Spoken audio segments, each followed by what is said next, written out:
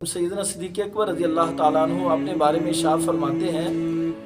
کہ جس امر کو رسول اللہ صلی اللہ علیہ وسلم کیا کرتے تھے میں اسے کیے بغیر ہرگز نہیں چھوڑتا، اور آپ صلی اللہ علیہ وسلم کے حال میں یعنی آپ کی زندگی میں جو آپ نے کام کیے ہیں، اگر ان میں سے میں کسی ایک کام کو بھی چھوڑ دوں، ایک سنت کو بھی چھوڑ دوں، تو مجھے ڈر ہے کہ میں سنت سے منحرف نہ ہو جاؤں۔ سیدنا صدیق اکبر رضی اللہ تعالیٰ عنہ رسول اللہ صلی اللہ علیہ وآلہ وسلم کی سنتوں پر اس قدر عمل پیرا تھے کہ آپ صلی اللہ علیہ وآلہ وسلم کے زندگی میں آپ کی زندگی فنا نظر آتی ہے۔ سیدنا صدیق اکبر رضی اللہ تعالیٰ عنہ کے بارے میں اور آپ صلی اللہ علیہ وسلم کی سیرت کے بارے میں بعض سیرت کی کتابوں میں لکھا گیا ہے کہ آپ دونوں کی سیرتوں میں سے آپ صلی اللہ علیہ وسلم کے نام کو بھی اور سیدنا صدیق اکبر کی سیرت کے اندر ان کے نام کو بھی اگر اٹھا لیا جائے، صرف ناموں کو اٹھا لیا جائے، باقی کردار اور کام کو ویسے چھوڑ دیا جائے جو عمل کیا کرتے تھے، تو یہ جج کرنا مشکل ہو جاتا ہے کہ یہ آپ صلی اللہ علیہ وسلم کی سیرت ہے یا سیدنا صدیق اکبر رضی اللہ تعالیٰ عنہ کی سیرت ہے۔ ہجرت مدینہ جب ہوئی تو ایک مقام پہ جب آپ کا استقبال کیا گیا تو آپ صلی اللہ علیہ وآلہ وسلم کو کچھ لوگ مل رہے ہیں اور کچھ سیدنا صدیق اکبر رضی اللہ تعالیٰ عنہ کو مل رہے ہیں۔ جو سیدنا صدیق اکبر رضی اللہ تعالیٰ عنہ کو ملتے ہیں، ان کے پاس ملتے ہیں، ان سے مصافحہ کرتے ہیں، ان کے پاس ہی بیٹھ جاتے ہیں، لیکن جو کچھ لوگ آپ صلی اللہ علیہ وسلم کو ملتے ہیں، ان سے مصافحہ کرتے ہیں، ان کے پاس بیٹھ جاتے ہیں، کیونکہ بہت سے لوگ ایسے تھے جو سیدنا صدیق اکبر اور آپ صلی اللہ علیہ وآلہ وسلم کو پہلے نہیں ملے ہوئے تھے، یعنی انہوں نے آپ کو پہلے نہیں دیکھا تھا۔ تو سیدنا صدیق اکبر رضی اللہ تعالیٰ عنہ نے تھوڑی دیر یہ معاملہ دیکھا تو آپ اس معاملے کو سمجھ گئے، تو سیدنا صدیق اکبر رضی اللہ تعالیٰ عنہ نے اپنی چادر مبارک نبی کریم صلی اللہ علیہ وآلہ وسلم کے سر اقدس پہ تان دی، اور تاننے کا مقصد یہ تھا کہ لوگوں کو پتہ چل جائے کہ آقا کون ہے اور غلام کون ہے، نبی کون ہے اور صحابی کون ہے۔ تو یہ کیوں معاملہ ہوا؟ اس وجہ سے ہوا کہ نبی پاک صلی اللہ علیہ وسلم جس طرح لوگوں سے گفتگو فرما رہے تھے، جیسا ان کا لباس مبارک تھا، آپ صلی اللہ علیہ وسلم کا جیسا ان کے ساتھ ملنے کا انداز تھا، بیٹھنے کا، اٹھنے کا، حتیٰ کہ آپ کا لباس بھی ویسا ہی تھا، حتیٰ کہ جو آپ نے امامہ باندھا ہوا تھا آپ صلی اللہ علیہ وسلم کے ایک امامے کا ایک پیچ ڈھیلا تھا، اسی طرح سیدنا صدیق اکبر رضی اللہ تعالیٰ عنہ کے امامے کا بھی ایک پیچ ڈھیلا تھا، یعنی اس قدر مشابہت تھی کہ لوگوں کو یہ جج کرنا مشکل ہو گیا۔ تو آپ نے جب چادر تانی تو لوگوں کو پتہ چلا، تو اس سے پتہ چلتا ہے کہ آپ صلی اللہ علیہ وسلم کی سیرت مبارک اور آپ کی سنتوں پر حضرت سیدنا صدیق اکبر رضی اللہ تعالیٰ چن چن کے عمل کیا کرتے تھے،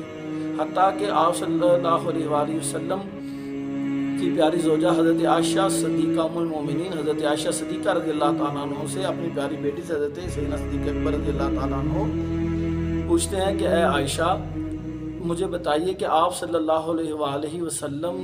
کے کفن کے کتنے کپڑے تھے؟ جب یہ سوال کیا تو آپ کی وفات کے چند گھنٹے پہلے آپ نے یہ سوال کیا، اور آپ صلی اللہ علیہ وسلم کس دن اس دنیا سے رخصت ہوئے۔ یعنی پوچھنے کا یہ سارا معاملہ پوچھنے کا مقصد یہ تھا کہ میری آخری جو رسومات ہیں تدفین کی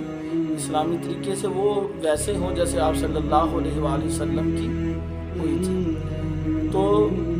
سیدنا صدیق اکبر رضی اللہ تعالیٰ عنہ کو اس سنتوں پر اس قدر عبور حاصل تھا اور اس قدر آپ صلی اللہ علیہ وآلہ وسلم کی سنتوں سے والہانہ محبت کرتے تھے اور عمل کرتے تھے۔ اور جس طرح حضرت انس رضی اللہ تعالیٰ عنہ نے روایت کیا ہے کہ رسول اللہ صلی اللہ علیہ وآلہ وسلم نے ارشاد فرمایا کہ جس نے میری سنت سے محبت کی اس نے مجھ سے محبت کی، اور جس نے مجھ سے محبت کی وہ جنت میں میرے ساتھ ہوگا۔ میں قربان جاؤں سیدنا صدیق اکبر رضی اللہ تعالیٰ عنہ کی سیرت پر، آپ کے کردار پر، آپ کی وفا پر، آپ کی محبت پر، کہ آپ صلی اللہ علیہ وآلہ وسلم کے ساتھ جنت میں تو ہوں گے ہی، اور دیکھیں اس قدر سنتوں پر عمل کیا کہ جس جگہ پہ آپ صلی اللہ علیہ وسلم آرام فرما رہے ہیں اسی جگہ پہ سیدنا صدیق اکبر رضی اللہ تعالیٰ عنہ آرام فرما رہے ہیں۔ تو ایک اور حدیث مبارکہ ہے کہ دیکھیں ہمیں اس قدر جو اللہ کا قرب حاصل ہوتا ہے سنتوں سے، وہ اور کسی طریقے سے شاید وہ قرب حاصل نہ ہو، کیونکہ نبی کریم صلی اللہ علیہ وسلم کی ایک حدیث مبارکہ بھی ہے کہ جس میں اللہ کے رسول نے فرمایا کہ فتنوں کے دور میں، آخری دور میں، کہ جو لوگ میری سنت پر عمل کریں گے انہیں 200 شہیدوں کا ثواب دیا جائے گا۔ تو وہ اس لیے ہے کہ حضرت مفتی احمد یار خان نعیمی رحمۃ اللہ علیہ نے بھی لکھا ہے، وہ اس لیے ہے کہ دیکھیں کہ اگر آپ فرض کریں کہ ایک جو شہید ہے وہ ایک ہی وار میں ایک ہی دفعہ اللہ کے نام پر رسول اللہ صلی اللہ علیہ وسلم کے دین پر اپنی جان کو قربان کر دیتا ہے اور ایک لمحے سے وہ گزر جاتا ہے، لیکن جو سنت پہ عمل کرنے والا عامل ہے وہ جو حضور سے سچی محبت اس کو تو روز قربان ہونا پڑتا ہے۔ کبھی داڑھی کے تانے ملتے ہیں، کبھی داڑھی شریف کے تانے، کبھی مسواک کرنے کے تانے، کبھی جناب امامہ باندھنے کے تانے ملتے ہیں، اسے کسی کو معاف کرنے کے تانے ملتے ہیں، تو وہ ہر صورت اللہ کے رسول کی سنتوں پہ عمل کرتا ہوا نظر آتا ہے۔ تو حضور صلی اللہ علیہ وسلم کی ظاہری سنتیں بھی ہیں اور دوسرے معاملات بھی ہیں، جیسے کہ آپ نے ہمیشہ معافی دی ہے، لوگوں کو برداشت کیا ہے، صبر کیا ہے، آپ صلی اللہ علیہ وسلم نے ہمسائے کے ساتھ اچھا سلوک کیا ہے، آپ صلی اللہ علیہ وآلہ وسلم نے وعدے کے مطابق ہر کام کیا ہے، وہ کبھی وعدہ خلافی نہیں کی، اگر کسی کی بات سنی ہے تو پوری توجہ سے اس کی طرف ہو کے سنی ہے۔ آپ صلی اللہ علیہ وآلہ وسلم کا کردار و اخلاق اتنا اعلیٰ ہے کہ آپ ان سنتوں کو ڈھونڈ ڈھونڈ کے اس پر عمل کریں، اور دیکھیں نا یہ چھوٹی چھوٹی سنتوں سے اللہ تعالیٰ کی رضا مل جاتی ہے، جیسے ایک گلاس بیٹھ کے پانی پینا، جوتا جو ہے وہ سنت طریقے سے پہننا، سنت طریقے سے سونا، سنت طریقے سے اٹھنا، سنت طریقے سے کھانا کھانا، سنت طریقے سے وضو کرنا، سنت طریقے سے رستے میں چلنا، تو یہ ساری چیزوں کو ڈھونڈ ڈھونڈ کر پڑھ پڑھ کر اس پر عمل کرنا چاہیے۔ جیسا کہ آپ دیکھتے ہیں کہ بہت سے ہمارے علماء، بہت سے بڑے ہمارے محدث اور بہت سے بڑے صوفیاء کرام ہیں جنہوں نے نبی پاک صلی اللہ علیہ وسلم کی سنتوں کو ڈھونڈ ڈھونڈ کر ان پر عمل کیا۔ دعا ہے کہ اللہ تعالیٰ ہمیں نبی پاک صلی اللہ علیہ وسلم کے اس طریقوں کو اپنانے کی جو ہے وہ توفیق عطا فرمائے،